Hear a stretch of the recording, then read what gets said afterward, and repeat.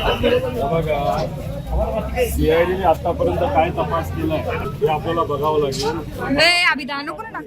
आदर आहे, अभिमान आहे. दादा पण आदर आणि अभिमान आहे. अधिकाऱ्यांच्या विरोधात आम्ही नाहीत, पण कुठं ना कुठं तरी सीआयडीवर वरून दबाव तिथे दिसतोय. आणि वरून दबाव असल्यामुळे जी कारवाई व्हायला पाहिजे, जो तपास व्हायला पाहिजे, ज्या गतीने व्हायला पाहिजे, ज्या पारदर्शक पद्धतीने व्हायला पाहिजे, तो दुर्दैवाने त्या ठिकाणी होत नाही. आलेलो आहोत. काल आम्हाला फोन आला, काहीतरी महत्वाची बैठक आहे, आज येऊ नका. आम्ही म्हणलो काल सुट्टी होती म्हणून आम्ही आलो नाही, पण आज आम्ही येणार. त्यामुळे तपासाची गती काय आहे, तपास कुठपर्यंत आला हे आम्ही बघू.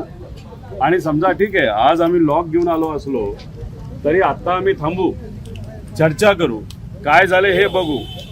आणि नाहीतरी सीआयडीचं कामच करणार नसेल तर एवढ्या मोठ्या बिल्डिंगचा, आणि तसंही पंतप्रधान साहेबांनी सांगितलंय खर्च कमी झाला पाहिजे, मग सीआयडीवर होणारा खर्च हा कमीच करून टाकू, अशी भूमिका सामान्य लोकांची आणि आमच्या सगळ्यांची आहे. तपासच करत नसेल तर या अधिकाऱ्यांनी केलं काय आणि करणार काय, म्हणून खर्च पूर्णपणे बंद केलेला. पण तुम्ही तपास होत नसेल 4 महिने, तुम्ही असं म्हणताय की आम्ही वारंवार येतोय, अर्थ कुठे की राजकारत्यांची मानसिकता नाही. राज्यकर्त्यांची अजिबात मानसिकता नाही.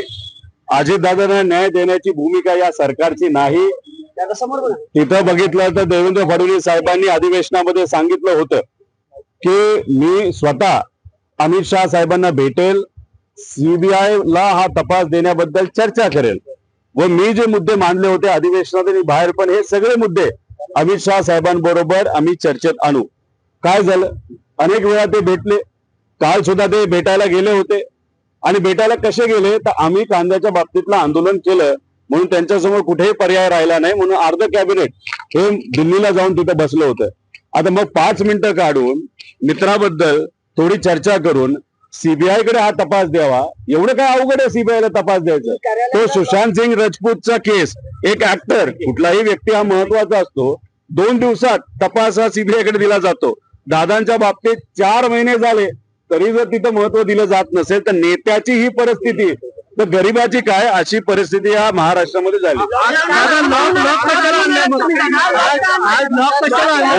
लॉक याच्यासाठी झाले, तपास कुठपर्यंत आला हे बघावं. आणि कुठं ना कुठं तरी प्रातिनिधिक स्वरूपात आपल्याला संदेश द्यावा लागेल की असे काही डिपार्टमेंट जे दबावाखाली चालतात, मग असे डिपार्टमेंट दबावाखाली चालणार असतील आणि गरीबाला आणि नेत्याला जर न्याय मिळणार नसेल तर लॉक लावून डिपार्टमेंट बंद करून खर्च कमी करणं जास्त उचित ठरू शकतं. आज काय लगेच लॉक लावेल असं नाही, पण काय म्हणतात हे आम्ही त्या ठिकाणी बघू आणि नंतर मग भूमिका काय घ्यायची त्या ठिकाणी आम्ही ठरवू. दादा, वाटते का एकूणच समाधानकारक उत्तरं भेटतील? कारण जवळपास 2 वेळा अमित शहा त्यांच्या बैठका झाल्या. पत्र फडणवीसांनी अमित शहाना पाठवलं, फडणवीस म्हटले की आम्ही केंद्रीय गृहमंत्रालयाला पत्र पाठवतोय. काल त्यांची दिल्लीमध्ये प्रत्यक्षात भेट झाली. प्रत्यक्षात हा मुद्दा उपस्थित करणं गरजेचं होतं. बघा, देवेंद्र फडणवीस साहेबांनी मी जे काय पत्र दिलं होतं त्या पत्राच्या अनुषंगाने अमित शहा साहेबांना पत्र लिहिलं, त्यासाठी मी अभिनंदन पण केलं, आभार पण व्यक्त केले. पण विषय एवढाच आहे, पत्र लिहून होत नसतं, कारवाई करावी लागते. आणि अधिवेशनामध्ये स्वतः त्यांनी सांगितलं होतं मी अमित शहा साहेबांशी बोलून ह्या सगळ्या विषयाला त्या ठिकाणी मार्गी लावून आणि सीबीआय कडे ही एन्क्वायरी देऊ. आणि तपास करत असताना कर्नाटकाकडनं जो FIR आलाय तो स्वीकारून त्याचं इन्व्हेस्टिगेशन तिथं सुरू होईल, म्हणजे तपास सुरू होईल. शब्दाचा खेळ नकोय आम्हाला, तिथं एन्क्वायरी नकोय आम्हाला, त्या FIR वर इन्व्हेस्टिगेशन तिथं पाहिजे, अशी आमची भूमिका आहे. त्यामुळे तुम्ही अधिवेशनात मध्ये दिलेला शब्द हा कुठे ते पाळत नाही. मग का पाळत नाही? कारण का अजितदादांचा अपघात ज्या कंपनीच्या विमानातून झाला त्या विमानाला आतापर्यंत 210 कोटी रुपये आतापर्यंत दिले त्या कंपनीला. त्याच्याच बरोबर ते जे काही दुर्दैवाने अजितदादांबरोबर एक तर 2 पायलट आणि 2 म्हणजे एक सिक्युरिटी आणि एक जी माळी नावाची मुलगी होती, त्यांना 10 लाख रुपये फक्त दिले. अधिवेशनामध्ये तुम्ही 1 कोटी रुपये देणार असं सांगितलं. 210 कोटीचा तिथं विमा होता, पण 210 कोटी गेले कुठं? खराताचं प्रकरण, हे सगळे मुद्दे घेऊन आता आम्ही आलेलो आहोत.